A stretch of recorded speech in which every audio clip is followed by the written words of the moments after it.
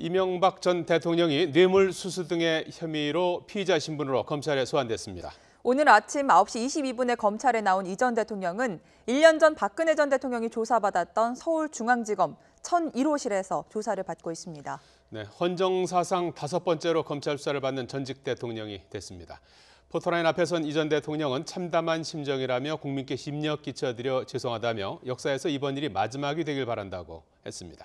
오늘 조사는 이 전 대통령의 혐의가 20여 개 안팎에 박 전 대통령 때보다 많은 120여 페이지의 질문지가 준비돼 내일 새벽까지 이어질 것으로 보입니다. 네, 9시 50분부터 시작된 조사 2시간 가까이 지나고 있는데요. 먼저 사회부 연결해서 이 시각 검찰 상황부터 알아보겠습니다. 김세호 기자. 네, 사회부입니다. 예. 자, 이명박 전 대통령이 검찰청사에 도착한 지 2시간이 흘렀는데요. 조사는 순조롭게 진행되고 있죠?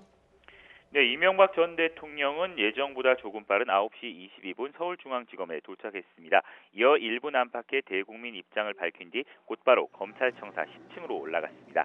중앙지검에 별도로 마련된 귀빈용 승강기가 아닌 일반 승강기를 이용했습니다. 이어 한동훈 차장검사와 면담을 한 뒤 오전 9시 49분부터 조사를 받기 시작했습니다. 지난해 박 전 대통령이 조사받은 검찰청사 1001호입니다. 검찰은 조사 시작부터 끝까지 영상으로 녹화해 기록으로 남기기로 했습니다. 이 전 대통령도 이에 동의했습니다. 이 전 대통령 대면 조사는 특수통으로 평가받는 신봉수 첨단범죄수사 1부장과 송경호 특수 2부장이 맡았습니다. 조서는 이복현 특수 2부 부부장 검사가 작성하고 있습니다. 이 전 대통령 측에서는 강훈, 희영현 변호사 등 4명이 번갈아 입회합니다. 검찰 진술조서에는 이 전 대통령을 피의자로 적지만 실제 조사에서 검사는 대통령님이라고 호칭하는 것으로 알려졌습니다. 네, 김세호 기자, 이명박 전 대통령이 검찰 포토라인에서 어떤 입장을 내놓을지도 관심이었는데요. 내용을 좀 정리해 볼까요? 네, 논현동 자택을 9시 14분에 출발한 이 전 대통령은 8분 만에 검찰청사에 모습을 나타냈습니다. 청사에 들어가기 전 이 전 대통령은 짤막한 대국민 입장 발표를 했습니다. 이 전 대통령은 참담한 심정으로 이 자리에 섰다고 말했는데요. 이어 어려운 민생 경제와 엄중한 안보 환경 속에 자신과 관련된 일로 국민께 심려를 끼쳐 대단히 죄송하다고 밝혔습니다. 또 지지한 사람들과 어려움을 겪는 분들에게도 진심으로 미안하다고 거듭 사죄했습니다. 이 전 대통령은 자신을 향한 검찰의 수사가 노무현 전 대통령의 죽음과 관련한 현 정부의 정치 보복이라고 밝힌 바 있었는데요. 오늘도 입장 발표에서 비슷한 언급이 있을 것으로 예상했지만 표현을 자제하는 모습이었습니다. 직접 들어보겠습니다.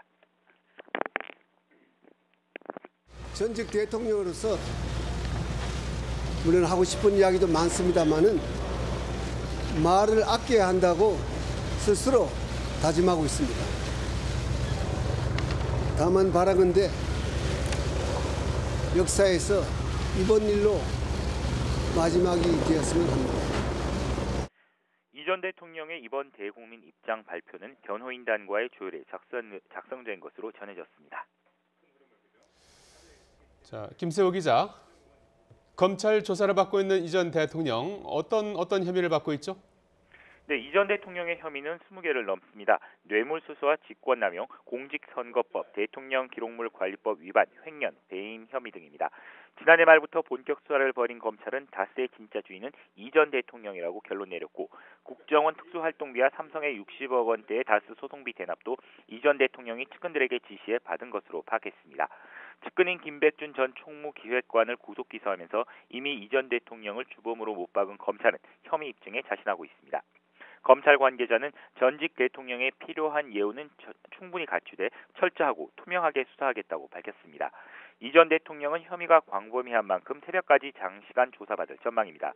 검찰은 조사 후 이 전 대통령을 일단 귀가시킨 뒤 구속영장 청구 여부를 결정할 방침입니다. 지금까지 사회부에서 YTN 김세호입니다.